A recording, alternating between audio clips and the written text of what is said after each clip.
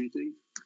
I'm just sending that message around. You should all get that. That's just saying that if you want to raise the order of speaking, just use chat. I've got 3 screens running here and paper copy as well, just to be different. So I'll open with a karakia, and then we'll go. And then we'll get into the meeting. We've got quite a bit on, so won't slow down. So, karakia. E tuatua, e ihoa, o mai kia mauka, e whakakaro nui, e matau wangi, a me te mai a ki te whakatau tika ke te whini i a mautau iwi katoa o tini roki. Aki, many. Many. Stumbled through that one a bit. But never mind. So, do we have any apologies? None that I'm aware of, Chair. I have. I almost called you Your Worship there, John. Sorry about that. Yeah, well, no one's done that. So be careful. I have an apology from Tipania, who'll be leaving early. I don't see him there just yet, but that'll be later. That's because he left early. Yeah. And we have no deputations. So let's go to the first item, which is item 4.1, and that's the confirmation of the previous minutes. Do I have... Kelly. Thank you. I didn't hear that was Kelly, was it? And Correct. I'm happy to second. Yep, thanks. Good to see you there. Any corrections? Are there any noted corrections in the previous minutes? Errors? No?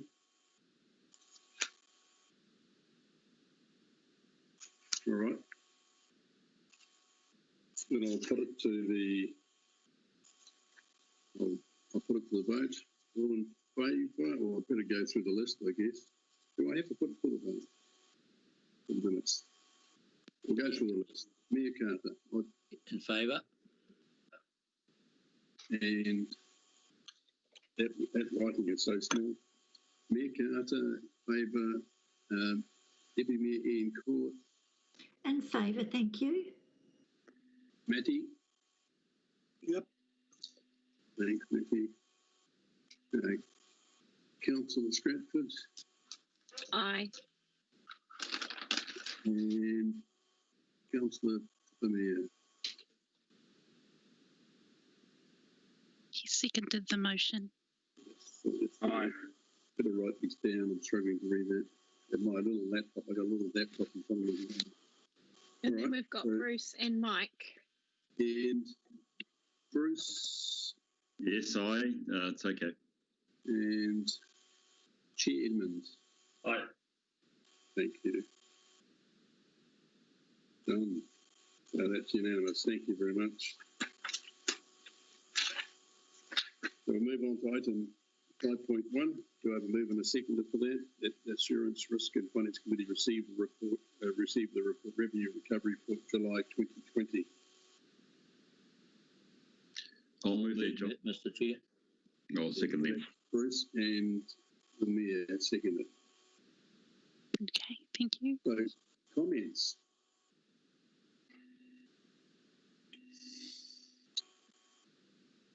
Comments? I better check them now. Any comments? Ian's got a hand raised. Thank you, Mr. Chair. I just, I'm not sure if I'm reading this wrong, so I just want some clarity. On page 16, under discussions and options, second paragraph, year on year, the total arrears balance for general title rates has increased. by 113,000. However, we have 114 accounts with an arrears total of 195,000 under arrangement, which would have reduced the total by a further 1,165,000. And I'm just wondering if the 113,000 is correct, or I'm just reading that wrong, because it seems to me it should be a bigger number. Chair, could I ask Janice if that was okay to answer that one from Councillor Court? Thank you. Yes, I'm looking around for it. I didn't see it. I'm here. Through you, Chair, I think what we're trying to say is that the general title rates arrears has increased by 113,000, but if the 114 accounts hadn't been under arrangement and we'd proceeded with the mortgage demand, then we would have gone down by the cumulative value of the 1.1 million and the 195,000.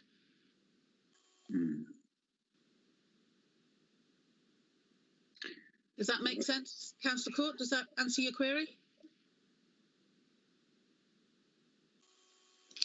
I'll just sit here and think about that rather than show my ignorance. I think, sorry, can I say something, John? Yes, yeah, sure. I think, look, you raise a good point, Anne, and if I've got it right, I'll ask the dumb question, Janice, so that we can I get your point. It's gone up a total of 113,000. Recognize that in terms of the total, we have got these arrangements under COVID, so that is superb. And that indeed, as I think will happen, if I've read it late, further down, the mortgages the mortgage demand will proceed. I personally need to check just what you mean by mortgage demand, because I presume what happens is we have title. We have a claim essentially there's a mortgage on it that we get right to, which means do we then take that off as a even though we haven't collected, that's not that we still show it as debt? I'm just wondering how that follows through. So I'm asking a dumb question. Explain to us the mortgage demand so that we're all in the same place and same page, please, Janice. Happy to answer that through the chair. With the mortgage demand, what we do is we give notice to the customer that we're aware that they have a mortgage on the property, and we give them 3 months to make arrangements to pay. If they don't do that, then we approach the bank and ask them to pay the outstanding rates on behalf of the customer. How the bank then deals with that is up to them in terms of the small print in any agreements they have with their customers. It can be attached to the mortgage. It can be taken from any accounts that they hold. It can be charged to credit card accounts. But we physically get the money and the arrears are paid. Yeah, good point. Thank you. That's helpful. Is that helpful, Anne? Okay, does that answer your question, Councillor Court? I think it's just the language that I'm struggling with, where it says that this would reduce the total by a further 1,165,000, which is the cumulative total. So we're applying a yearly deficit to a carry forward figure. Is that correct? What we're saying, and we obviously haven't got the words right because you're not understanding, is that at the end of the year, the arrears went up by 113,380. If we hadn't had COVID and the mortgage demand had gone ahead as planned, the arrears would have gone down by 1.2 million. Thank you. Through you, Chair, if I might, the Deputy Mayor makes a very good point, and it's one that the Chief Executive has reinforced to us a number of times about endeavouring to use plain language. So what Jan and I will take this offline, and in future reports we'll reword it so that it's more understandable. Thank you for raising that. Thank you. Any other questions on this item? I did. Thanks, Chair Vucic. What does, for Māori freehold land, the 4.2 million in debt recovery action to commence, what does that look like in terms of debt recovery for those who don't have mortgages on the land, Janice? Through you, Chair, in most cases, what that means is that we need to work with the Tohono team and figure out a relationship conversation with the individuals to see whether there's any responsible trustees or occupation orders or anything that can be put in place. But in terms of Maori freehold land, it's by negotiation. There's no legal action that we can take in terms of the land. There are a few that have mortgages, but I don't think we've gone that far in terms of attempting to do the mortgage demand on Maori freehold land yet. Okay. Thanks for that. Thank you. Thank you, Councillor Kinnear. I have now Councillor Stratford and then Chair Mike Edmonds. Thank you. I just wanted to ask, I saw a report in the, I think it was Northern Regional Council recently on the rating impairment required under IPSAS 23. And I don't think that we've ever had any commentary to our committee on that, or does that come later? Does it come after the financial year's closed off that we do that, what's it called, the writing off? Through you, and a Chair, report with information around that. We don't report it as an impairment activity. I mean, this report is telling you the level of arrears at the end of the year in terms of rates, and then we make a provision in the accounts for those. So that's in the annual report itself. Okay. But I think the NRC might do it slightly differently to us because we collect on their behalf. So we give them the information and then they report it however they choose to their finance committee. Yeah, and we're seen as a burden on their books because we're we're collecting on their behalf and we're not recovering all the monies owed to them. Yeah. Are they are also considering going off on their own as well. I've heard from elected members. In what respect? They haven't talked to us, collecting their own rates, not doing it with us. So that would be an interesting conversation. It would be. Yes, it would. Thank you. I got Chair Mike Edmonds now. Thank you. Hey, Janice, I'm more interested in this mortgage thing with the banks. Can the council require that the banks pay you? I mean, I'm just having a quick look through the Rating Act because I thought I knew it, and apparently I didn't, and I can't find where in there that says that the bank must be party to this transaction. I mean, I can imagine quite conceivably that you could put a charge against the property, but can you get the bank to be involved?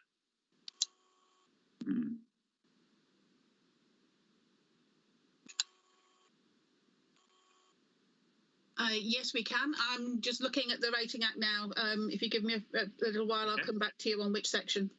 Okay, thanks. And Bruce.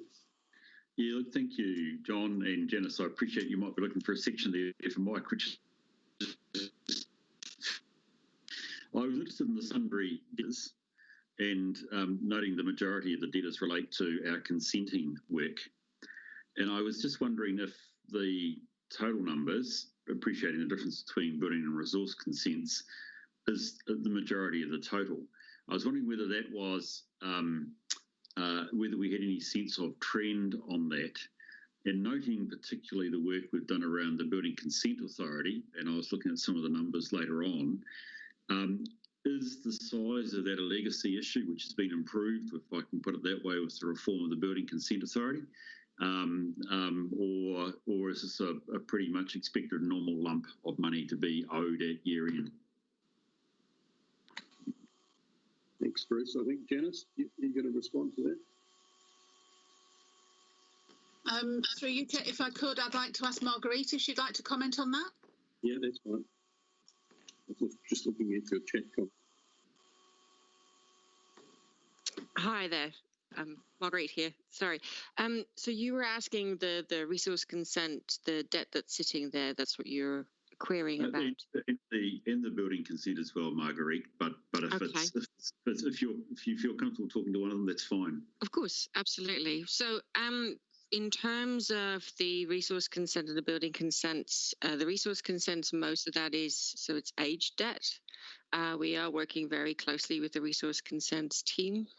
Quite a few of them, what they are is where customers have received additional charges on top of the application fee charges that they were initially charged, and they are requesting reviews of these charges, and it's taking the team time to go through them, to reply back to the customer, and for us to then take any further action, talking to them, or any credit notes that might need to happen in the meantime.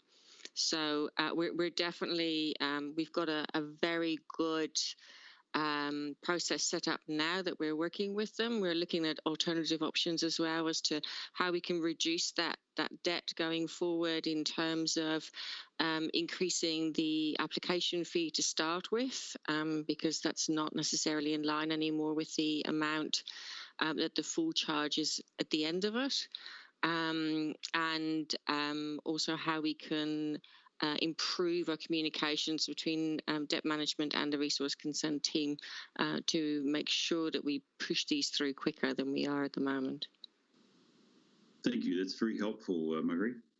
Thank you. Okay, a quick question from me to Marguerite. When we go fully online, would that actually help at all, Marguerite, in terms of knowing the full cost and working through it? Would there be that's probably an unfair question. What is your assessment of the likely change in terms of unpaid consents? Online, as in, you mean people being able to request resource consents online? Yeah, doing as much as possible online. I'm just wondering if they'll have a better idea of the cost that's associated with it, and therefore make better financial decisions. I am not sure if I'll be able to give you a decent answer on that, if I have to be honest. Through you, Chair, I'm happy to pick that one up in terms of resource consent, it depends on the decision that's taken as to when the payment is due. With building consents, we changed that process some time ago so that the invoice is issued when the consent is processed. Therefore, we have an accurate figure. With resource consent, there's an upfront fee and then there's a balance to be paid. And that won't change under online services unless we change the point at which we invoice. Chair, could Dr. Myburgh add to that, please? Yes, thank you. Through you, Mr. Chair. I have had my hand up for a while. Just to add to what has already been provided by way of an answer, online consents, I think, offers the opportunity to streamline the front end of the process from a processing point of view, and we are looking to achieve our compliance with 20 days. We are making good progress with that, so I think that in itself, I think, offers the opportunity to both for building and resource consents to achieve compliance with the statutory timeframes, and therein lies the opportunity to also bring forward any payments. But as Janice has explained, building consents are paid for when they are uplifted. We don't release the building consent until it's paid for. With resource consents, it works slightly differently. There is an initial payment and then further payments. So there are staggered payments, whichever way we look at it. And from a timing point of view, the online consenting will assist us, I believe, but it may take a while for that to show itself in the through in the figures. Thank you, Dr. Dean. Mayor Carter. Thank you, Mr. Chair. I've got to say I find this fascinating. Why in the world don't we collect the fees before we issue the resource consent? There's a lot of work after the lodgement of a consent, but Dean can answer that fully. Yeah, through you, Mr. Chair. We do charge an initial fee. We are looking into the possibility of charging more upfront to cover a more significant portion of those costs. but there are variations on the theme. So no resource consent is exactly the same, and the billing and the invoicing for hours worked on consents varies to a significant degree. So the standard fee up front would cover some of those costs, but we can't charge that in the early stages. We can't charge the full amount because it's an unknown. I understand that, Dean, and they're not answering my question. Why is it, let's say that you make 10 payments on the way through, whatever you do up front, I don't give a bugger, but before you issue the final thing, there's still $3 left. Why don't you get the $3 before you pass the consent over? We do, through you, Mr. Chair, we do charge for the full amount before the resource consent No, collect, not charge, collect. Charge and collect. That's what I meant to say. Yep. So why have we got it? So the debt is just the debt's accumulated just as a part of the process. It's not actually a debt as such. It's not outstanding then. The money is paid up front. The money is paid when we issue the consent. There's no debt. There's further billing that occurs, and with the lag in the payments, I think there is an outstanding amount. That's my understanding of how that process works. Sorry, I need to understand. Sorry, I don't want to take the time of the meeting, Mr. Chair. I'll try and talk with Dean or Janice or somebody offline because I don't understand what's happening. It sounds very odd to me. Look, I think I think that was a good question, John. I'd like to know the answer. Yeah. So I don't know. We need to take the time of the meeting, but yeah. So as chair, I'll move on. But could that be Dean? Can you come back? Say it later. I think. Can you hear me, Chair? Yes. Look, I think it's obvious from the report, and Janice might be able to confirm, but it's obvious from the report that we invoice but don't collect before we, that we invoice but don't collect. We expect the invoice to be paid within the 30 days, and there are $31,000 that are overdue in the 30-day period, and it diminishes by 80% by the time we get to the 60-day point. That's the answer, isn't it, Dean? I mean, we're invoicing, getting on with the resource consent. Some people are not paying their bills until beyond 2 months. That would be correct. There's a lag in the uplifting of resource consents. Some resource consents, although they've been issued, are not uplifted and paid for in full. So there is a lag. Okay. That further clarification is needed. All right. So any other questions about the report? Just that we will come back to you, Will, with the answer on this question that Councillor Courts asked, because that's confusing for all of us. Yes, we'll do two things through you, Chair. We'll come back to the better use of plain English regarding the question that Councillor Court asked, and the question that His Worship the Mayor has asked is obviously very pertinent. Well, we'll bottom that out and communicate that separately with His Worship. Okay, so we've got a move and a seconder. And so I'm going to put this now to the vote that the Insurance Risk and Finance Committee receive a report, Council Financial Report for the period ending to the 31st of July. So I'll go down from the top again. I'll mix around.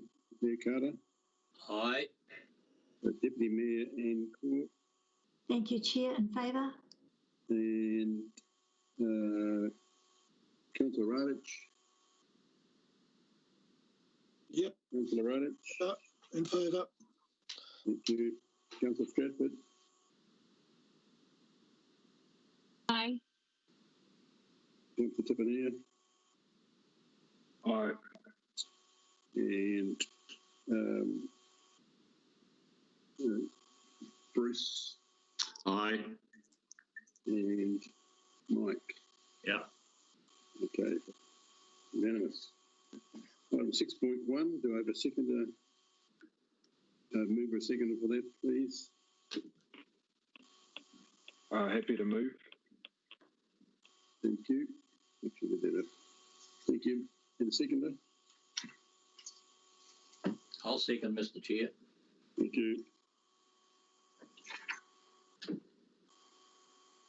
Right, now there's a lot of meat in this report. Who wishes to comment on this? I had a couple of questions, Chair Vucic. Yep. Thanks for your input, by the way. I appreciate that. I just on page 24, that div 0 should just be a 0. I'm guessing on capital expenditure variance because there's no variance. Then on page 25, other income, I was just wondering why our the PGF funding for Lake Omapere and Bonnets Road water projects hadn't been received yet. I don't have that answer. Janice, can you assist? Yes, through you, Chair. Yes, on page 24, because we don't have the budgets loaded into the first period yet for capital, it's showing out a standard Excel division error. We should have made that 0. And in terms of in terms of the Lake Omapere and Bonnets Road PGF money, that I believe has been invoiced very recently or is about to be invoiced very, very soon. Excellent, that's good to know. And finally, if I can find it, I can't find it. If I do, I'll say thanks. Okay. Other comments?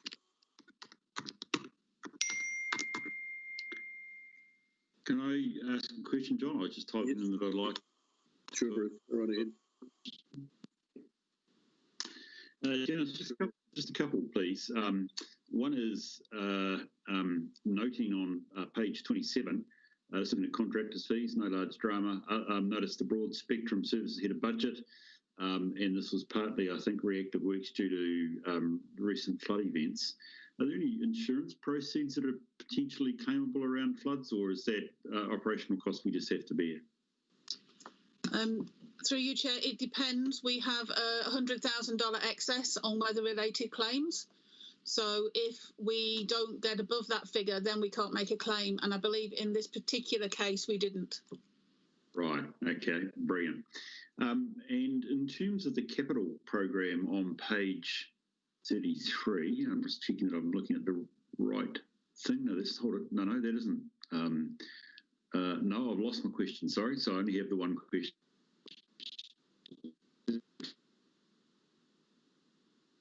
Any other comments there? Councillor Vucic, could I ask an ancillary question, please, just for clarity? The 100,000 excess on weather-related claims, Janice, is that per individual item or cumulative? Cumulative. If it's one event, so if we had three treatment plants damaged, then they would all come together as one claim for that weather event.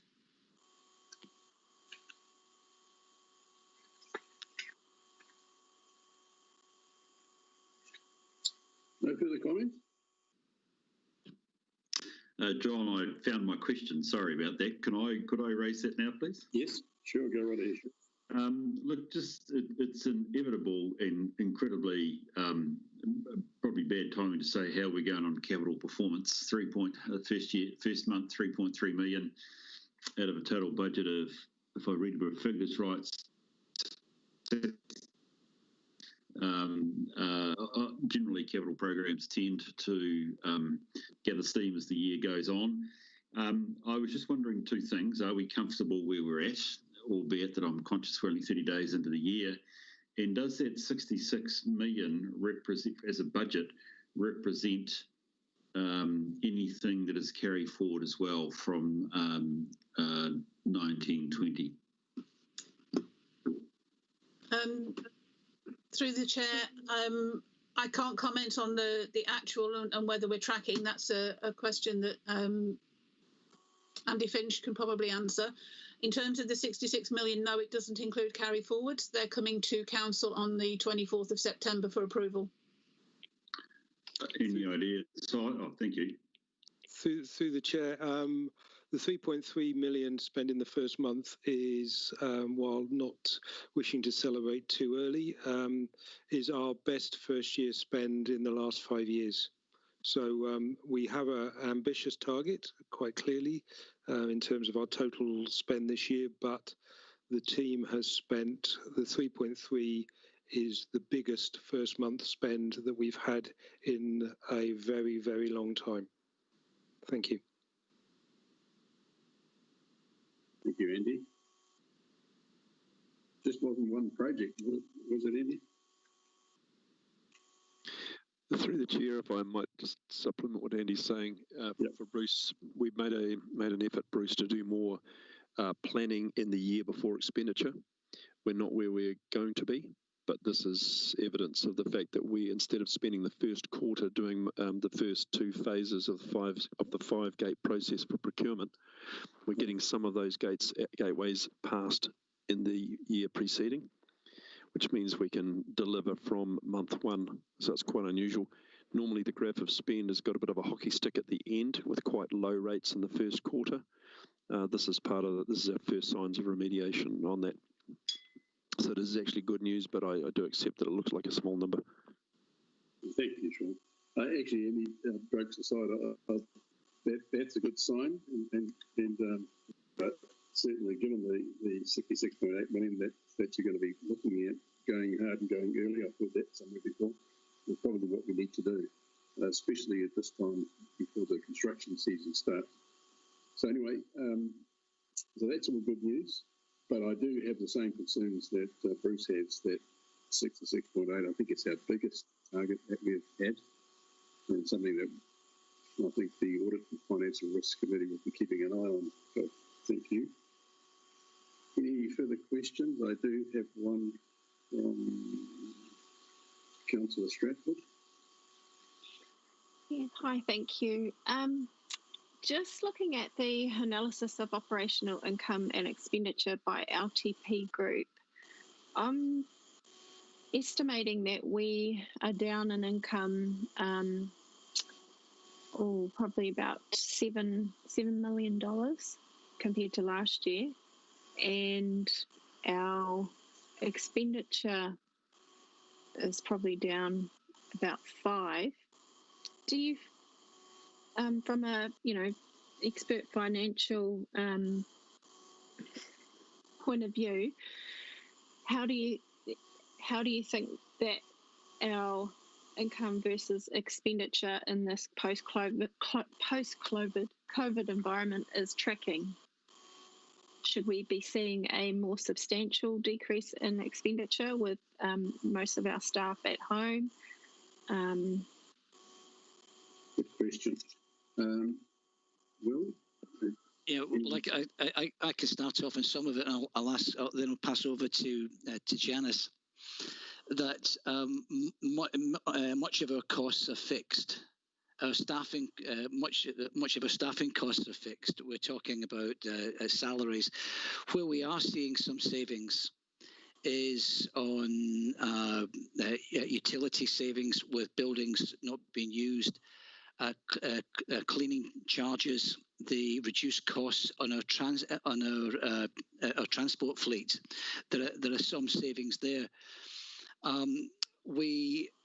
Janice will talk in a moment about income, but we have been so far pleasantly surprised at the relatively low drop in income, although Janice is by profession and by nature cautious, and she'll want to wait until the next quarter before giving any crystal ball type pronouncements. Janice, can you add to that, please? So you, Chair, in terms of, I'm thinking you're looking at page 33, Councillor Stratford? No, let me just look at this. Yes, page 33. So what that's actually saying is that the income is higher than what we thought it would be at this time of the year, and that's there's more money coming in through roading than we expected. And in terms of expenditure, obviously we are down another 2 million in that space. I think we need to understand that the accounts record what we invoice, not what is paid. And then we deal with the debtors through the balance sheet. So at the moment, in terms of cash received, on rates since COVID started in March, we're down just under $400,000, which is incredibly low compared to where I expected us to be. Thanks for that, Janice. I think what would be very helpful is, so I use the last year's,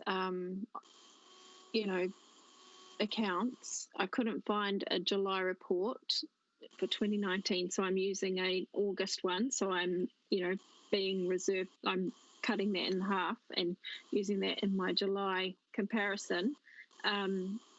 So when you look at last year's income compared to this year, there is a significant difference, and it might be helpful to see a end of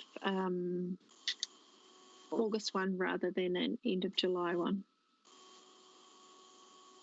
Thank you. Thanks, Councillor Trafford. Any further questions, Bruce? I noticed you dropped off. Did you have a question? Yeah, I got one as well. Oh, is that your hand up, Mike? Yeah. I see that. Okay, the comment by Will about reduced utility expenses for having staff at home interests me. Now, I expect that everyone's going to be better off. Anyone who's working from home doesn't have to wear fancy clothes, and they don't have to pay the petrol to come to work. But I imagine there's also increased expenses in some case at home. Are there any cases where staff are saying to you, hey, look, it's actually more expensive for me to work at home, and what is the organisation doing about that? Through you, Chair, it's a very good question raised by Chair Edmonds, and it's one that the Chief Executive has ensured that we've got a full lens over. Sean had asked me to be the executive sponsor for the Creating Great Workplaces project, and I think there are the bottom line when we get to level one is that, and this is why we've got significant backing for the PSA, is that any member of staff who wants to come to work for whatever reason can come to work. And there's no argument about that whatsoever. So that gives significant freedom because Chair Edmonds is absolutely right. There are all sorts of circumstances that clearly, if you are at home in a 5-bedroom house, or I don't have a 5-bedroom house, but I've got a 3-bedroom house here. We've got the spare bedroom, which I can comfortably turn into an office, and it's no problem. However, if you were in your 20s, say, and you were flat sharing or house sharing, and your mates are out at work and you're at home and you're burning the electricity and sucking up broadband with or whatever, that might not be such a good deal. So that's the bottom line to Chair Edmonds, that any member of staff who wants to return to work can do that.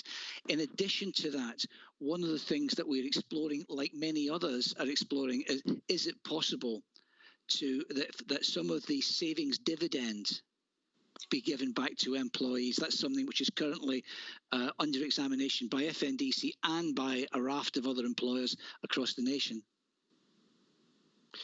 If I might just supplement Will's response, there is a standard calculation through the Internal Revenue Department on the cost on a suitable allowance for people to work from home. So this has had a lot of institutional thinking around it. And Will's got on his timeline a negotiation with the PSA, who have already signalled to us that there are extra costs, financial and otherwise, around being at home at the kitchen table with your family, and some of those are around electricity and heating, and some are around broadband usage and having to upgrade their packages and the like. So this is an ongoing conversation. Really good question. It will cost this organisation, but the net benefit is inevitable, and net financial benefit is inevitable with the amount of savings we make only partially undercut by what we'll need to look after our people with. think there's, yes, thanks, Sean. I think there's some more work in that area to discuss as well amongst the members. Rachel, you've got one last question, and then I'm going to put this item to the vote. Thank you, Mr. Chair, and I apologise. This is quite a simplistic question. Page 33, is somebody able to give me a little bit of clarity around what governance and strategic administration covers, please?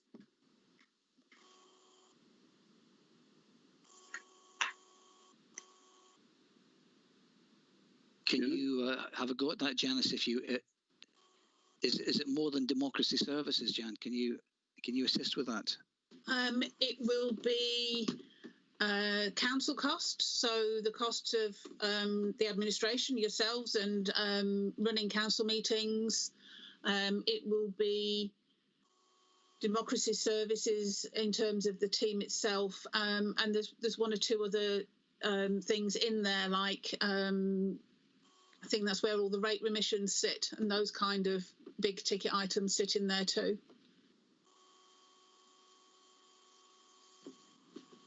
Thank you. Are you happy with that answer, Councillor Smith? Thank you. Yep, it's a good question. Those three questions. All right. I'm going to now put this item to the vote. Got a move in a second up, starting again in the same order we did last time. Mayor Carter. Aye. Yeah, you've only got one vote, Mayor Carter. Deputy Mayor, Councillor Court. Thank you, Mr. Chair. In favour. Councillor Radich. Yep. Councillor Stratford. Aye. Tipania. Councillor Tipania. Aye. And Bruce.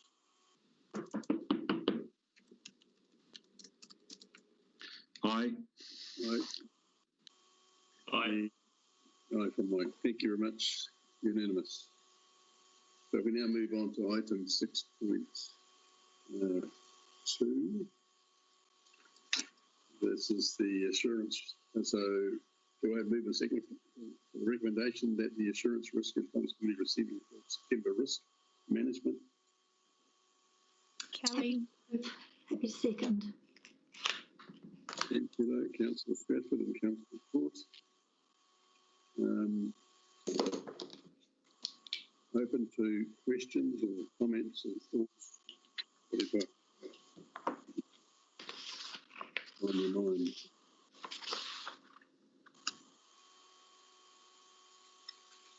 No questions? Mr. Chair, might I? You first, John. Thank you very much. I'm just interested.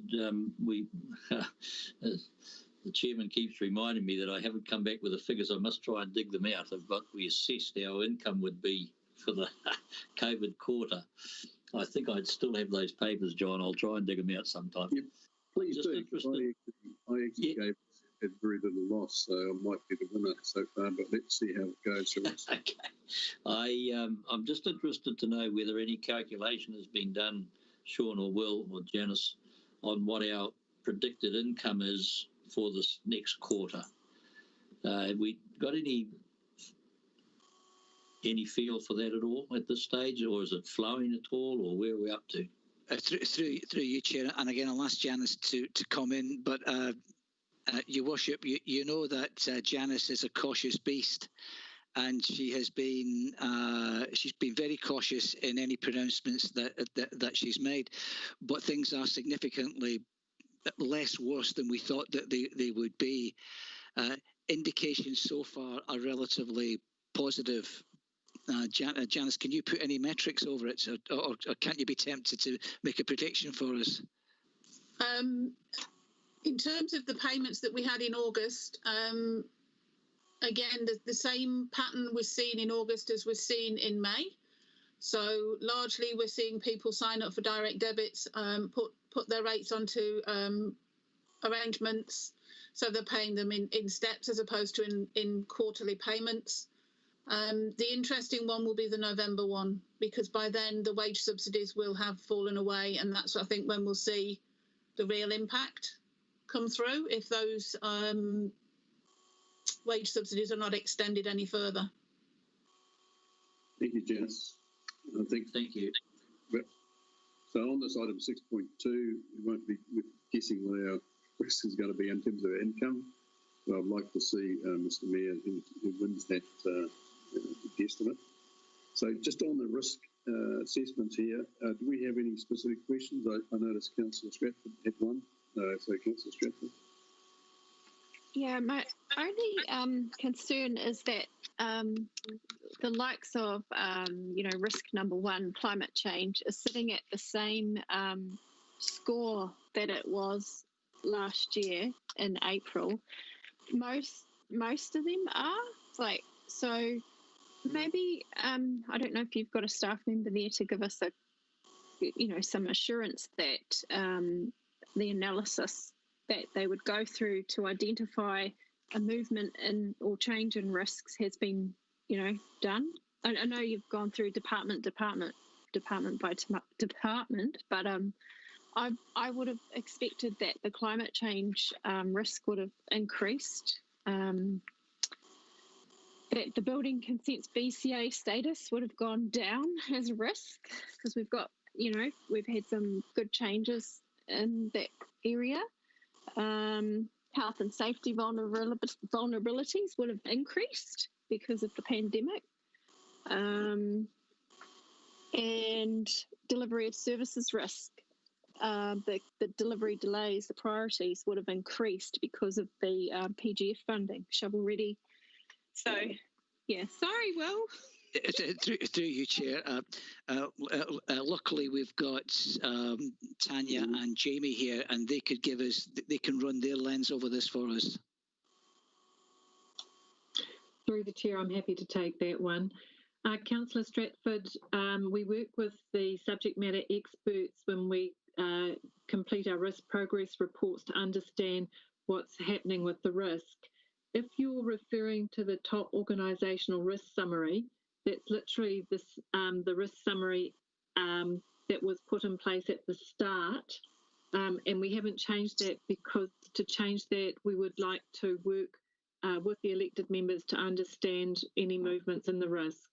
But to understand what is happening with each of the risk progress reports are written with the subject matter experts to give you that guidance as to any change in quantum. Thank you. I think it's a good question. It's very hard, I think, to measure, and risk is one of those things that being a risk, it may or may not happen, so it's quite hard to actually measure. But I do wonder whether a summary at year's end would be a good idea, where we actually start putting costs against some of these risks that we identified and just seeing how they fall. So I noticed I've got a comment from Councillor Tipania and Jamie as well. But Jamie, I might, before Councillor Tipania goes, Jamie, do you want to respond to the question that was raised by Councillor Stratford? Yes, please, Councillor Vucic. So just wanting to reiterate what Tanya said is obviously risk is dynamic and changing, but what we want to do with the risk dashboard is to have a formal process at the end of the year, as you suggest, Councillor Vucic, where we formally change those scores based on your understanding and acceptance that that's happened. So that dashboard at the moment isn't dynamic, but the work with it is dynamic. But so that's the difference here. We will be coming back to you and having a workshop where we will formally change the scores. Yeah, I think that'll be good, and let's do that. And I know all risk is financial related, and the one that we got on drinking water resilience, although it's not related, the Three Waters reform has a significant risk on council, which may or not be financial. So, Tipania, Councillor Tipania. Sure. Thank you, Chair Vucic. If I could draw everyone's attention to page 43, our organisational cohesion risks. I just wonder if we need to change the wording around some of these. I mean, number 14 prepare an induction process for the 2019 elections, and then on our update, that is completed. That's right, but the implementation of it is not yet completed. So I don't know if what we're wanting to do is prepare something. You can prepare something but not do it, and then you've actually completed there. So I just of note, I know we've got our Te Ao Māori workshop, which was a part of that induction process on the 27th of October, and our Te Huku Ward Tour is still there. So, I mean, that's just off the top of my head. So we've ticked the box without actually completing the box or finished drawing the box. I don't know if that needs to change or if that needs to be highlighted. The same there, number 13, consider organisational and governance work with iwi and hapu, which is in progress, but considering something, I don't know if it needs to be more specific to what we are supposed to be getting out of this, rather than it just being like, we will look at this, okay, we looked at it, but did we actually do it? I think that is the risk side of things, is if we actually are doing things. So I just wanted to highlight that. Thank you. Through you, Chair, if I might, Councillor Tippany makes some very fair points there, and I will make sure that we're much more precise with the wording in the future. Thank you for that. So, Bruce, did you have a question, or was it? Yeah, look, I did, please, if that's okay, John. Yep. Actually, thank you, Marco, for raising the issue about the cohesion. Given it's about us, I did want to ask the general question, John, but I think probably, Marco, your question's raised a really good thing. Do we reckon, or are we satisfied with where that risk is at? Because it was largely about governance, and I was interested to know where we felt about that one. But look, let me leave it with one question, and it was probably with the water. It's a pretty topical issue, clearly. And there was no residual risk rating there, Jamie or Tanya, and I was just wondering what you felt it was.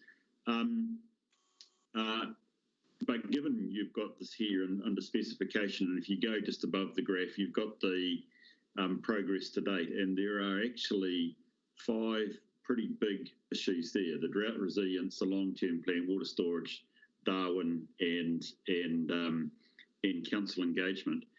I guess I'm wanting to ask the general question, John, are we happy with progress? Because those are very good points, nulling risk, and I just think it would warrant some response, whether we're satisfied that the quantum, the nature of the response is right, number one, and two, is there anything that governance can do to support the development of these, because they are big issues? Good question. Jamie? They certainly are big issues, and I wonder, Jamie, if Andy would be the best person to make a comment on water. Through the chair, I think Andy is probably the best person on water. I can make a comment about organisational coherence, if that would be helpful. Yep. I'll kick off with that then. So you'd all recall that that risk profile was largely developed out of the response to the governance diagnostic, and I think what the assessment's saying is that we've done a good amount of work through that, and I think this is one area that we need to renew our understanding of the risk, because we are into a new triennium. We're almost a year through, and so we'd propose to come back to you and have a deep dive workshop on that risk, because it is about you as governors and those things, and the risk that you're experiencing in your decision-making role. So we will have that on the program in the coming months. Thank you. And I think that's a pretty major risk as well. Thanks, Jamie. Thanks, Bruce. Through you, Mr. Chair, did you want me to comment on water, or are you okay? No, go, Andy. So the points raised are totally valid. So just looking through the treatment plan, drought resilience work for 2021 financial year, elected members will recall that at the last council meeting they approved a package of 2.2 million unbudgeted capital for immediate works around capital investment into our water resilience projects, and that is now moving forward. long-term plan, elected members will have enjoyed, I would have said rather than suffered, but enjoyed 4 workshops on the developing long-term plan, including a dedicated workshop on Three Waters. And you've got the wash-up session tomorrow, which will give you a suggested program which we can, and more importantly, a size of program that we're looking to deliver. Project Darwin is underway, and clearly the condition survey information is important to fulfilling that. And I know I need to give you some more a more definitive program of where we are with that. So that's on my agenda. Water storage management plans, I need to come back to you around some timing on that. I know they're being drafted, but I'll come back to you on that if I may. And the engagement on Three Waters reforms, elected members will be aware that we agreed to sign the MOU, which gave us access to the additional funding.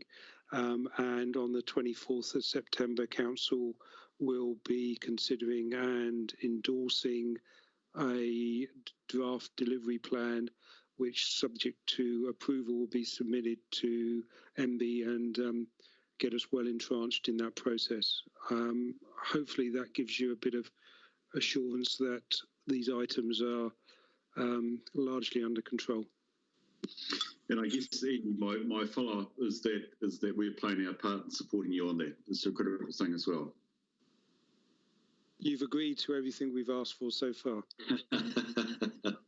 Good. No, that's fine. I mean, I guess what I'm really asking, Andy, this is the venue in some sense that we're managing the risk right, and if more support's needed in some way, now's the time to say it. So thank you. Appreciate it.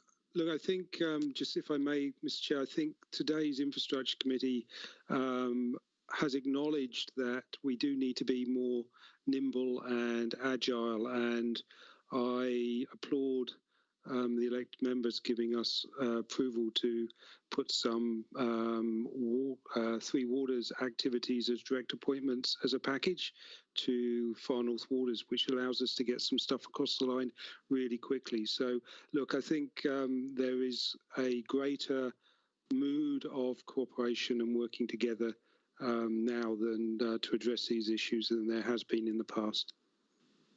Thank you. Appreciate that, Andy. Okay, thank you, Andy. I do have one other further question, a general one aimed at Jamie. Are there any other emerging risks that you think of that we should be alerted to, that you can talk about? So, through the chair, the obvious emerging risk is around the capital works to support economic stimulus and employment opportunities, and we've been doing work with the team on that, and we intend to report that through to you at the next meeting. It's our focus at the moment. Okay, thanks, Jamie. Well, I'm going to put this item to the vote. Have a move in a seconder. So, Mayor Carter. Aye, Mr. Chair. Deputy Mayor Councillor Court. Thank you, Mr. Chair, in favour. Councillor Radich. Councillor Radich. Back to you, Councillor Radich. Councillor Stratford. Aye. Councillor Tippania. Aye. Bruce. Aye. And Mike. Yep. And Councillor Radich, are you there? Yep. So, yep. Thank you. All right, item 6 point, what are we on to now? 4. Item 6.3. Members.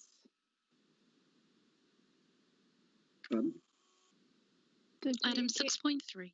Oh, sorry, I jumped ahead. Item 6.3, thanks for that. Where is it? Item 6.3. Page 48, Chair. Page 48. How did I miss that? Oh, yeah, I see now, it's sitting on that side. So, item 6.3, I guess we've got to move along a bit quicker then. At the, do I move in a second that the Assurance Risk and Finance Committee received? So that was the Mayor. I'll move, Mr. Chair. Yep. And I'll second it then.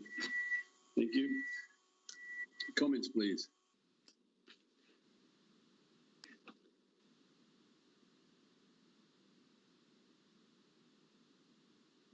No comments? Everybody happy? I didn't mean to scare you away, but everybody happy? Yeah, put it to Good to see the progress then. Let's say. Yeah, good to see the progress. All right. Not I'll happy, put it but to the good to vote see then. this progress. Through you, Chair, through you, Chair, if I might just pay tribute to Susan Carlisle, our new internal auditor. She's done a tremendous job since she's started a few months ago, so a real good addition to the team. That's fine. So I'll put it to the vote now. All in favour, starting with Mayor Carter. Aye, Mr. Chair. Deputy Mayor, Councillor Core. Thank you, Chair. In favour. Councillor Radich. Aye. Councillor Stratford. Aye. Councillor Tippinair. Aye. And Deputy Chair Bruce. Aye. And Committee Board Chair Mike. Yep. Great. Unanimous. Now, item 6.4. Do I have a move and a seconder that the Assurance Risk and Finance Committee receive the report Digital Information Services, Data Governance and IT Security? I'm happy to move that, Chair. Or second. Thank you. So I've got a mover. Who's seconded? Mike? Yeah, I think I did. I think you did. Okay, great. So, Will, should we get... Thanks very much, Chair. This is a little bit of an experiment that we're going to have. The Chief Executive singled out Dr. Myberg and the work that carried out in his committee when they began to introduce mini workshop type items within the committee format. So this is a bit of an experiment and feedback from yourselves as to whether this works or not. So what we're going to endeavour to do, whether it's relatively complex and technical issues, that if we did a mini presentation, a mini workshop, and if you think it works, we'll repeat that in the future. So we've got Damon leading off here, Chair. Yep. Damon. Good afternoon, everybody. So I'll take the report as read. I do have Guy, Lisa, and Sarah in the meeting. If there are any questions that pop up or you wanted to raise beforehand, as Will was saying, we do have a bit of a presentation that I was just going to go through and just sort of sets the scene as to what we're working on currently, and also our view that we want to use and report back to the ARF committee every other meeting would be sort of my sort of thinking at the moment from a frequency point of view. But if anybody had any specific questions on the report itself before we dive into it, I'm happy to take them now. A lot of them may be in the PowerPoint as well, but if there's any questions at the moment. I have a quick comment, if I may, Chair Vucic. On page 56, the sample outputs of an IT satisfaction scorecard. When I first read it, and when I secondly read it, and when I thirdly read it, I missed the sample outputs, and I thought, gee, we're not doing very well, are we? Until I looked again and saw that those were just samples. So just in case there's anyone who's also read our agenda, those are samples. Thank you. Thank you.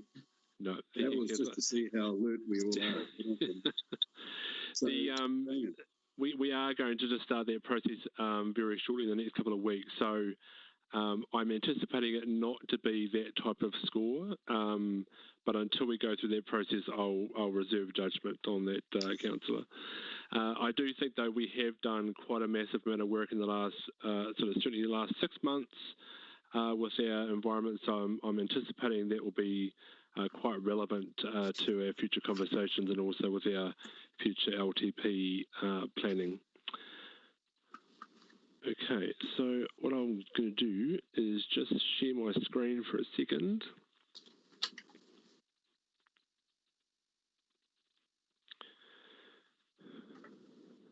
And once we can see it, we'll crack into it.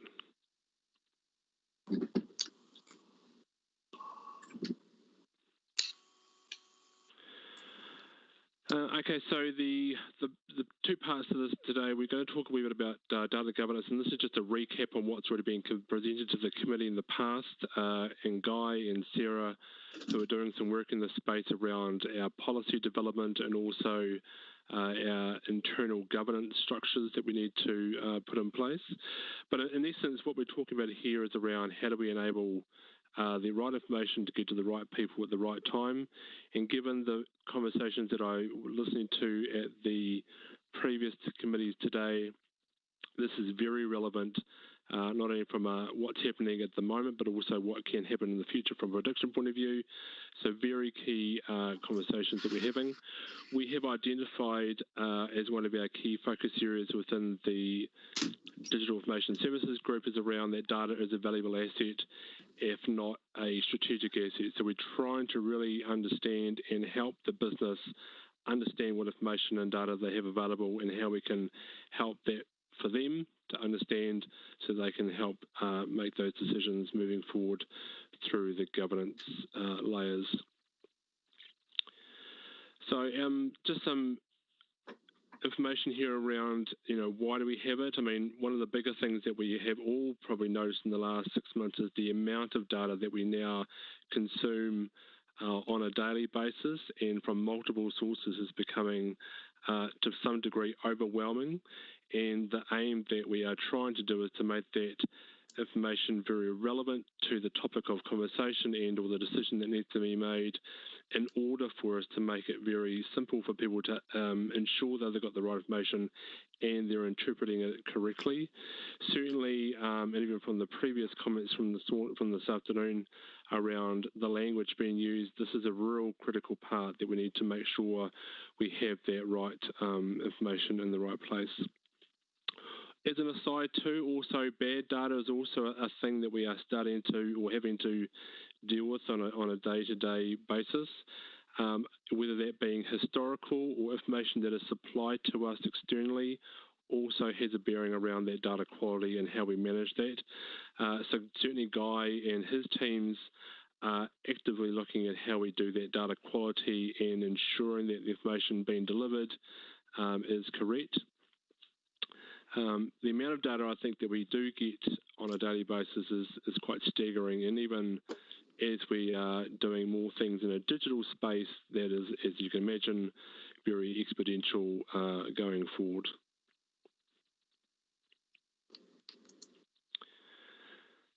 This won't be sort of an unknown to many people, but I mean, with the amount of data we're having, and a lot of it does come down to how we integrate that information between different systems. Council being no different to many councils or different organisations, we have lots of pots of data, and Guy and certainly with Sarah, really trying to extrapolate how we can get that data in a known state, so that when we do talk about those common aspects of data across the organisation, we are very confident that we're talking about the same thing, such as names and addresses, or and those sort of common areas that are across the various applications that we have. Particularly to the rapid changing of information and how it's delivered. I mean, all of the elected members over the last, during COVID, have had a massive increase in rapid change of adopting a digital environment now, and that's also we need to be mindful of around our customers. And if I talk back to the previous digital strategy that the strategic planning and policy team did at council a while ago, that is an actual key part to how we need to engage with our customers and our residents in terms of how we deliver that information to them. So this really becomes the underpinning part of that delivery model to council. I know there's a lot of work that needs to be done, but this is certainly a starting point for where we grow to and move into.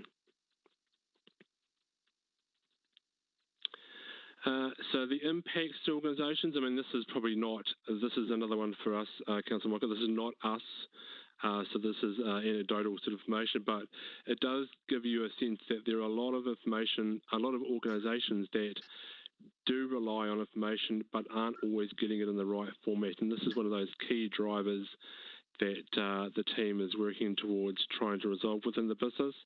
Some of the recent examples, I guess, with Dr. Dean and the BCA process, the guys' business intelligence team did a staggering amount of work in understanding what that information meant and also feeding that back to the team so they can make those decisions, and we were successful in an accreditation process is one of many examples that I think we will find in the coming weeks, months and years.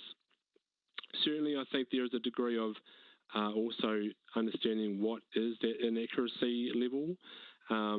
Whether we measure that as a risk, I think you can always take the punt that no data is perfect, but certainly we do work towards making sure that the data that we have available is has that data quality a vein across it so we can understand what that does indeed look like, and there's a degree of trust.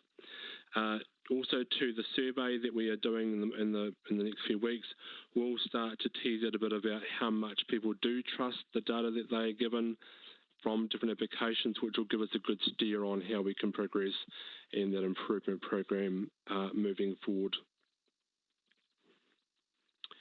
So next steps, so we are just in that process of developing the data governance policy, which I think actually has been developed, and we're now just waiting to dovetail with the ICT security component that is coming. Guy and his teams have also done the data breach policy, which is very relevant now that we are working particularly more in a digital space and also in a remote environment as well. The multimedia management policy, again, given that we are now creating a lot more content, particularly video and audio, there's a need to have that under management and how we deal with those sort of things, and not just talking about the traditional paper records. We have now significantly moved through that process as well. Enterprise content management sounds like a really IT geeky term, but is basically how we manage the organisational content across the organisation. And so with that, there are very much the rules and controls for how teams and individuals deal and treat the information that they need and use in their day-to-day activities. Quite a particularly important part moving forward. And also, Sarah has also undertaken some study towards becoming a chartered governance professional, and alongside Guy, I think is a real clear move for us to have that in-house expertise so that we can have those good controls and those good conversations with regards to the organisation and how we develop that going forward. So we're in a very fortunate space to have both Guy and Lisa and Sarah doing that work at the moment.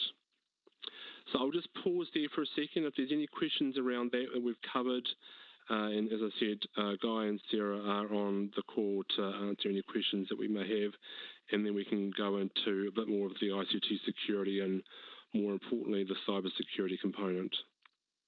So any questions of them on? This is more a statement to be remembered later, John. Yep. I think this is great. This is great stuff. Again, I'll make the point that I made a month or two ago, that the word data governance, as expressed here, is as everyone uses it across the world. So I don't have a complaint there, but it does again obscure the higher level governance decisions that have to be made. And what I mean by that is things like, do we have a open data standards, and how important are they to the organisation? And that's a governance issue. It's not necessarily not necessarily a data governance issue. It's more a strategic governance issue with regard to what we do with the data. How much do we make available to the public? How quickly should we make it available, and in what state are we happy to make it available? I think Damon makes the point. We're not necessarily happy with the state of our data, but even the data with some mistakes is very valuable to be released, not only to those that might be able to use it, but certainly to the organisation who might find out quicker that it's not quite right. So it's those higher level discussions that need to be had by the councillors, by the governance, that is, I guess strictly speaking, that higher level data governance. So I don't want that to be lost just because we're using the word data governance. This is something a little bit different. But thank you very much, Damon. That's good work. Just to answer that quickly through Chair, I mean, to take the point from Chairman Evans, I mean, we certainly do have an evolution to go through, particularly with open standards, and we did literally the other day have that conversation around what type of information do we have and how will we share it. So that is certainly a topic we will bring back to this committee to have that conversation with. And as you would appreciate too, there is literally, I won't say tons because it's not physical, but, terabytes upon terabytes upon terabytes of information that sits there, and we need to make sure that we do have that covered and how we deliver that to the public, as well as the businesses also ready for that information to go out to the public as well. Certainly, there are a number of areas that we've done as part of the online services program where we've talked about it changes the way that the internal business units need to or will operate, and that's certainly a conversation as well of what information do we release in that space. So, yeah, good point. Yeah, just responding to Mike as well, David. The last term we did discuss that. I was very keen to actually make that distinction clear between data governance, which Mike is referring to, and what is often mentioned as data governance with an organisation looking at data. I think it is quite clear. So, Will, we are planning to do a bit of a workshop later on to bring various people up to speed. Was that on track? On data governance? Just generally, so that we can bring. So this is great. This is fantastic. But there are some other aspects we need to cover. Yes, there are. Well. Yes, and a workshop will be scheduled, Chair. Yes. Yes. Thank you. And thanks, Damon. Just at this stage, I can't stress enough just how important data is. What they say, 60% of businesses fail in 6 months if they lose their data, and those figures that you put up there as well just shows the risk we're facing when not only 10% of governance receive the information they need. Well, it's 10% of managers receive information they need to make governance decisions. So there is a fair bit of risk. But I'll let you continue. Yeah. Guy, do you have a comment about the open data standards we're working through? Thank you, Damon. Kia ora, everybody. Just a quick comment on open data. As an example, our GIS for North Maps, that kind of thing, one of the things that we're aiming towards is to make as much of that data available to the public as possible. We're speaking to other organizations in government to share that data and to have that data shared. The government CIO and current government have stated that it's their aim to have as much government data open and to be part of the open data movement as possible. So we are actively pursuing that. We would just open the floodgates and let it out, of course. We'll cross the T's and dot the I's. But it is definitely something that we're all over. Thank you. Cool, thank you. So just carrying on then, we've also got some work happening in the security space, and of course, top of mind at the moment is what's happening with various large entities such as the NZX and the Met Service. And also, too, with regards to our move from a traditional, we sit in an office and it's relatively secure in the building, to now having an office where we have 400 offices with people working from home and externally as well. So that's a big change with regards to our thinking and the processes that we'll talk about in the coming slides. Certainly, in terms of globally, there's a lot of activity with regards to where those data breaches happened or happen. And as we talked about before, we will be bringing and talking through that data breach policy and how we deal with that. But certainly just some stats here. Ransomware, for those that haven't quite familiar, so this is when you get hijacked and effectively extorted for either Bitcoin or for some other cyber currency. But certainly there is a lot of areas around, there's an internal threat as well as an external threat. So there's not always the hackers sitting in some country outside. There's also the potential internally, which needs to be controlled and protected. And also some of those informations around motive and what actual data is compromised. It's an interesting view too. I mean, given that council does have a relatively, we're a public agency and anybody can, through Lagoima, ask for data to be produced, unless there's a specific reason why we shouldn't from a commercial point of view. So this is a global view, so this would cover different agencies across the world as well. But certainly some somewhat staggering numbers there. Also, with regards to New Zealand, certainly the last period of months has seen an increase in the number of incidents that have been recorded. And this is certainly quite comparable with regard to people working from home and COVID, and those people taking the opportunity to exploit that unsettling time that we've had over the past period. A 42% increase on last year, which is quite an increase from year on year, and I suspect there's probably going to be more exponentially increasing given that there's more in that digital working remotely in space. Also, just a bit about phishing. So for those that aren't quite familiar with what phishing is, this is basically when I pretend to be somebody that you already know and I'm trying to extort information out of you to then benefit myself. You'll see the large height there, which sort of relates back to the 42% from the previous slide around the increased activity. And this is really prevalent for us around how we support our people who are working from home, and Chairman Edmonds' point around the working from home and what that changes. Certainly people at home being protected as if they were in the office as well. That's certainly an area we need to work through. But certainly the work that we're doing within the security review framework with LGIM, now LGIM is the Association of Local Government Information Managers, and this is around local government as a sector working under a single framework to help and buy into that process of how we protect ourselves and also learn and share information. Particularly with this space too, it's around education of people. So those that are those inclined to just click on a link and not really look at it and go, does this look suspicious? Why is the bank asking me for information about me where they should already know? So there's a huge degree of user education, which is somewhat the best line of defence. So cybersecurity costs too. So this is, now I've highlighted reported because I suspect this is probably a snapshot of what's actually happening within the environment.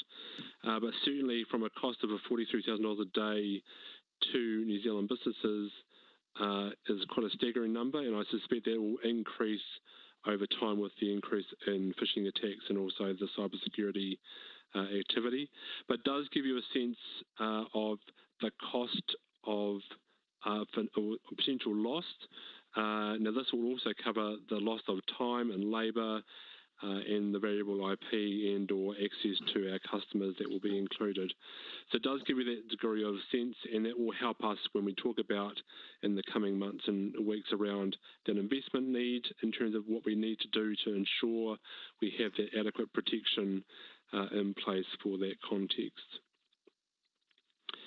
So the LGIM cybersecurity program, as I mentioned before, is really about raising the bar for local government security and does cover a whole lot of things. It's not just about the technology component. This is about education and supporting people, and also best practice around how do we do this rather than trying to do it all individually and doing it a different way.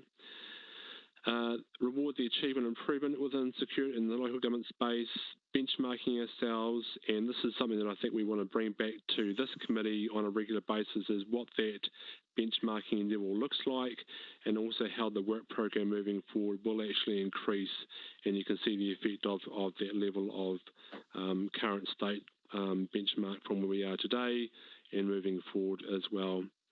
And as I said, the training opportunities and the awareness, which I think certainly in my mind is that real big issue that we need to address with people feeling comfortable that they're not exposed or getting potentially hacked. So it does cover up a whole lot of areas and certainly around the controls and information management access, which does come across from that data governance, open data standards and how we control that aspect. and also in terms of the access controls, which we do work with Audit New Zealand as part of the audit process that we do around internal controls and etc. So there's a lot of stuff in there. We do have some work once we have the initial framework, which we are having done in the next few weeks, and that'll give us our benchmark process. But I think this is a real key piece of work that we will look forward to progressing moving forward, and will give us that certainty, and also for your certainty too, that we have the various internal controls covered.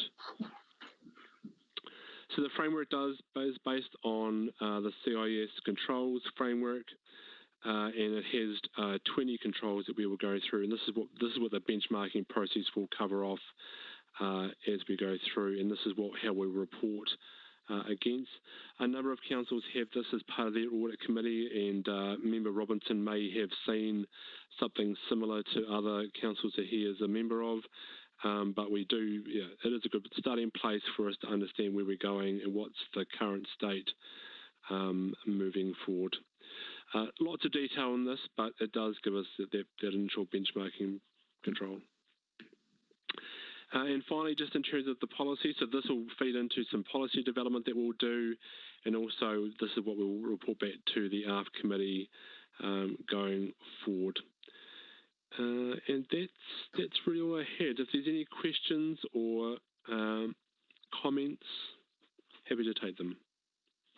So, committee members, any questions or anyone?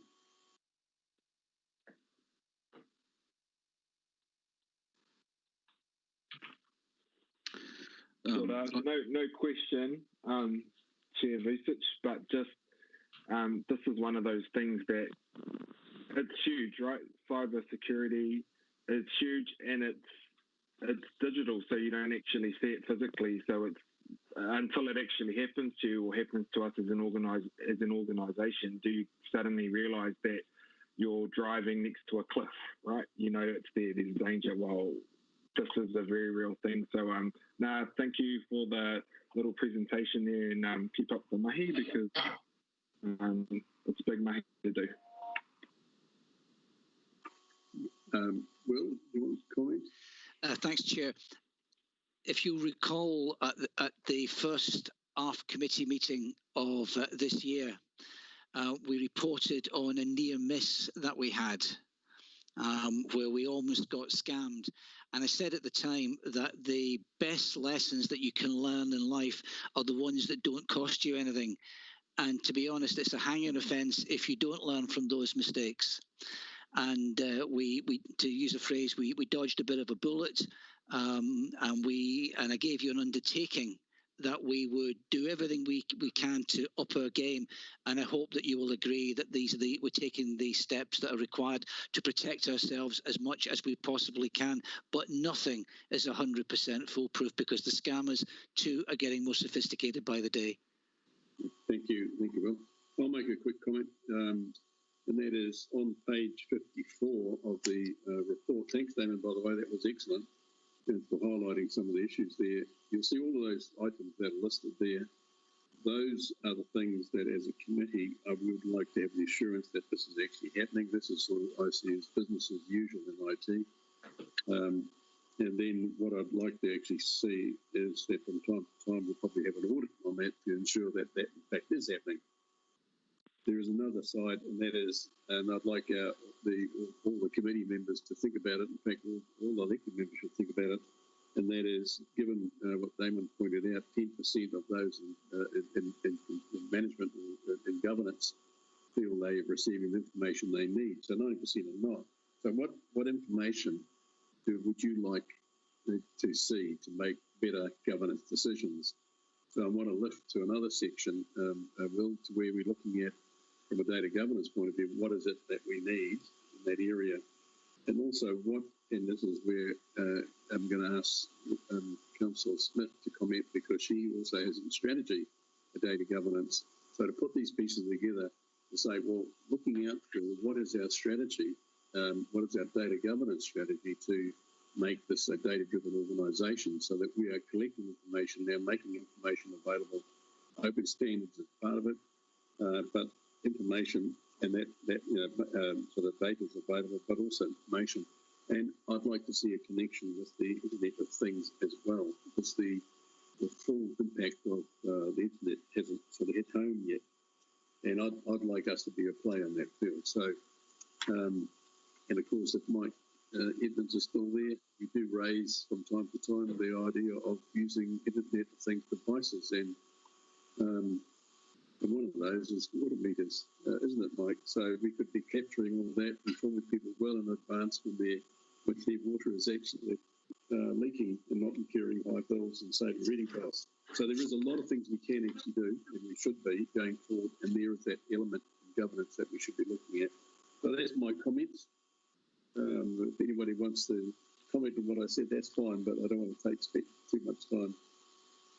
Just to quickly answer through you, Mr. Chair, those 20 items on page 54 are the things that we will report back to the committee as per the controls from that framework. So you will get to see how we relate to those 20 things. And also to your second comment around the digital strategy, I mean, Councillor Smith and Anna Mills and I have had numerous conversations around how all this stuff does literally come together. So it is very much on the roadmap of how we're thinking. And also the IoT thing is another one around those open data. There's certainly conversations that we've had with regards to the Big Ideas Lab that Mr. Taylor is leading, and I think that'll be where those ideas come through around from what the governance is actually expecting and how those big ideas can come through. So it's not just individual things, it's all the collective coming together, and you can call it under an umbrella of digital or what have you, but it's certainly where we are strategically heading towards and making that data governance or data-driven organisation, and data is the valuable asset. So yeah, all part of that one conversation. Thank you. So I'd like to see those threads pulled together. All right, so I'm going to put the item to the vote now, starting in the same order. We have Mayor Carter. In favour, Mr. Chair. Thank you. And Deputy Mayor Councillor Court. Thank you, in favour. Councillor Radich. Councillor Stratford. Come back to you, Councillor Radich, when you unmute. Unmute, I know you're there. Councillor. Aye. Aye. Tippinair. Aye, and I'll excuse myself now for the rest of this meeting. Thanks, Chair. I've got your apology for leaving. Yep. And Bruce? Aye, and thank you for the report. Mike? Yeah, aye, yep. All right, we got one final item, and that is, do I have a move and seconder that the Assurance Risk and Finance Committee receive the report level of service KPI quarter 4 performance report? Moved. Kelly. Bruce, I think you moved. Kelly second.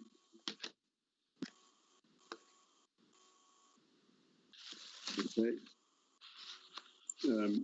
Comments?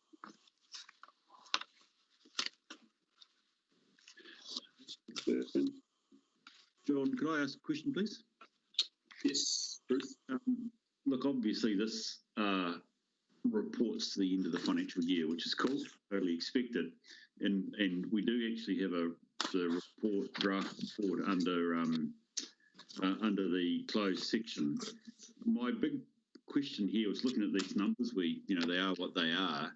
I was wondering whether perhaps Sean or Will would like to characterise what do they see as the performance of the council for the year, and what would we be saying the community should take out of this? Because this is something. Well, I mean, we're receiving this in public, but also it forms part of our public accountability. And I'm just wondering what that view might be. Happy to have first dibs, but I don't want to pull rank on Sean. Sean, do you want to go first? You go for it, Will. Thanks. Well, that's a great question from Bruce, and the Chief Executive knows that I've got quite firm views on this. In all my years, I've never seen a 12 months like it. None of us have. and I think that needs to be taken into account, both when looking back at what was achieved and what wasn't achieved last year. And I also think it impinges on the targets that we set for this year. My own personal view is that I think that you as elected members and that us at the as staff and the community at large did an outstanding job and are continuing to do an outstanding job during the triple crisis that we've had. And sometimes I think that because we in New Zealand and here in the far north have handled it so well, I sometimes think that we take it a little bit for granted. Because I'm new to the country, because I've worked in different places, I get feedback from particularly from the UK, and I can tell you that there are no communities in the UK, in my view, that have dealt with COVID and never mind the other two crises that we had as well as we have. So I think that's an opening statement that I would say there, Chair, that I think we've done remarkably well. When it comes to slippage on performance targets, and members have heard me say this before, there is no organisation in the world who could meet the performance targets that were set in the previous year, and that's for obvious reasons. And I like to cite Air New Zealand as an example, an organisation that was rolling around pretty well, but all of a sudden its business model has to change, and very similarly, our business model has had to change. But my own personal view, Chair, is that I've got immense pride about what this council has achieved over the last few months. Sean, would you care to add, if the Chair will permit?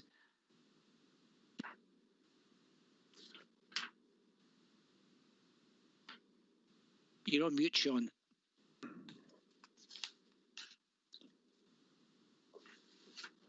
Unlike everyone else, I have 2 mute buttons, which doubles the probability that I'm going to make that mistake. That's my excuse anyway.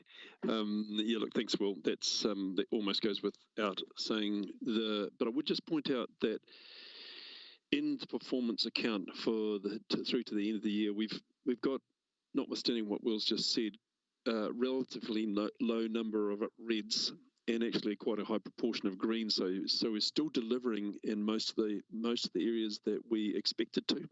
If you look at it a bit more anatomically, the failures that we've had are in most cases marginal, and where they're not marginal, they're around some of the areas that you'd expect an organisation handling multiple emergencies to be. Not just multiple emergencies, but 34 change projects in our transformation program. An overloaded organisation which is just suffering around its response times.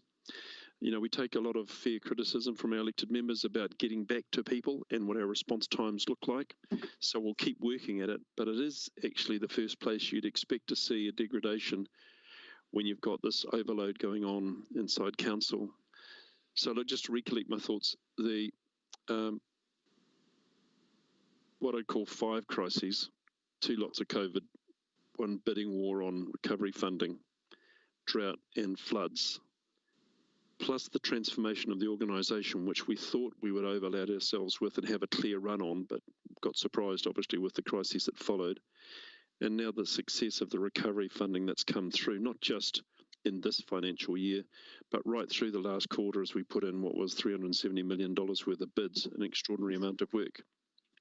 I'm hoping that, you know, the ordinary council and starting with ARF would give us some grace on how we've balanced the really tricky task of proceeding with those 3 overloads and still delivering in the colour pattern that we've got here, which I'm not seeing as a tragedy, but seeing something that's quite rational in context.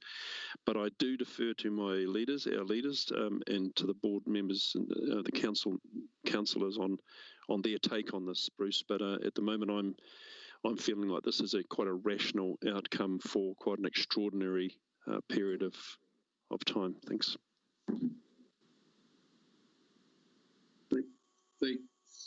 Thanks, Sean. Bruce, did that answer your question? Oh, look, it did, and I appreciate that. And I just would like to hold those comments when we get to look at the draft annual report in the closed section. Look, from my external view, Sean and Will, I do agree with your point. And I like your analysis of the 5 crises that it's going to affect, and you know where it is going to affect. It didn't seem to me that there was, even taking it into account, it didn't seem to me as if there were, on the flip side, particular aspects or risks that we as a committee right at this point should take from looking at this information. So that's a good result. I would, and I'm probably going off piste here, John, but Sean, I'd be interested to think about those 34 transformation projects and how that does and should or could have affected performance as well. So I do think actually in the long run, John, we should just take this conversation or keep it in mind when we go into the closed session and consider the draft annual report. Yeah, thanks. And Councillor Stratford, you had a question? Comment. The couple things that stand out, the biggest for me in this report are the sewage and red there, the stormwater as well, and it is a year-on-year issue. So I just want to highlight this as we, look to form our LTP, 2021. We need to put some more priority on stormwater egress into our wastewater, what are they called? Pump stations, holding tanks that are dotted around some of our coastal communities. We need to prioritise our stormwater works and, really deliver some of these projects to prevent roading stormwater or, the catchment in the streets ending up in people's homes. Thank you. Oh, and there was one more point, sorry. When we are in a, escalation event such as the floods, are our, so we then put out a message. At one point we got overwhelmed and we put out a message for people to call the civil defence number or, the 0800 NRC number. Is that being taken into consideration in the stats and the numbers that are in here, Will? Probably not. Through you, Chair, it's probably going to be in the July report the next quarter. Through you, Chair, the answer is I don't know. I wonder if Andy could help. Sorry, I would need to do some research and answer that. I'm not aware.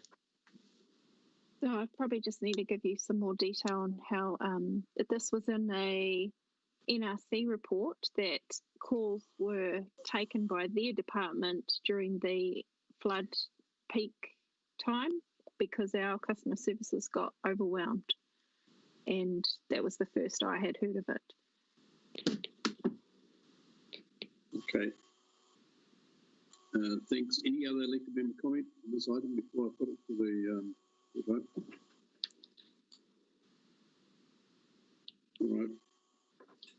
And we'll put it to the vote then. And then we're going to move into publicly excluded. So, Mayor Carter. In favour, Mr. Chair. Deputy Mayor, Councillor Paul. In favour, thank you. Councillor Rodich. Aye. Councillor Stratford. Aye. Bruce. Aye. And Chair Mike. Chair Mike Goodman. Mike John as well. All right, so that's carried. And now, yes, Mr. Chair, just and you may want to take this in committee, I'm not sure, but I did send an email about the COVID recovery funding that Gail Anderson sent on behalf of Daryl around the system. And do we want to talk about that in open meeting or in committee? It's a new item, I think. It's probably something we could cover at a later date. in committee you can make a quick mention of it, but it should be, I think, covered in a later date. Okay, thank you. Yeah. All right. So can I see the motion? We're going to move into, there is, I can have the agenda item up because I don't have that in front of me for the committee. There we go.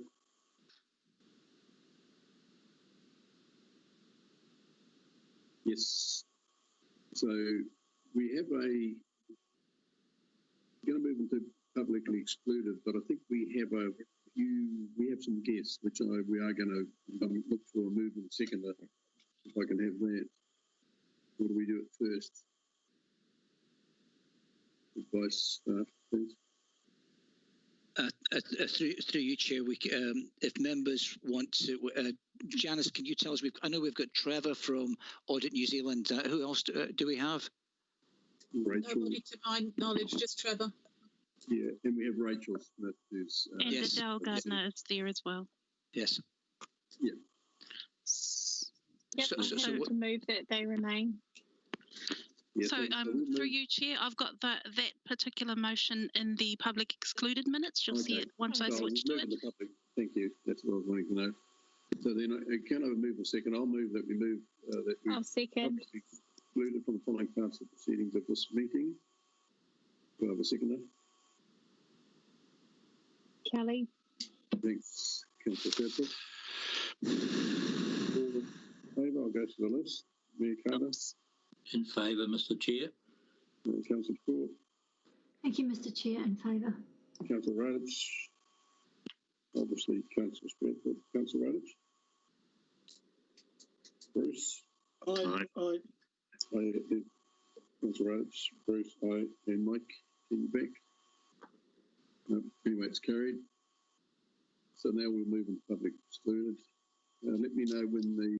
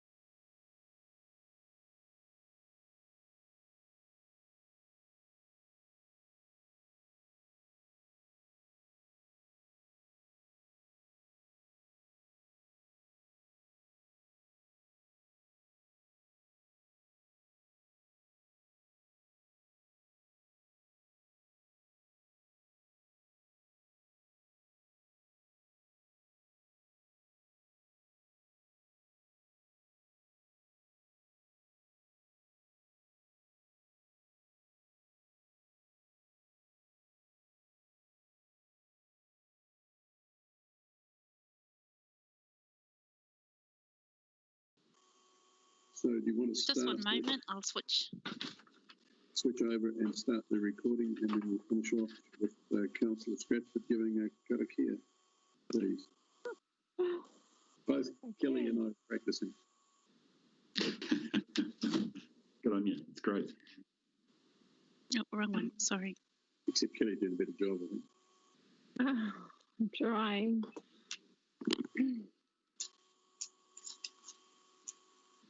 Sorry, say that again. We're good to go ahead there. Sorry, Mr. Chair. Thank you.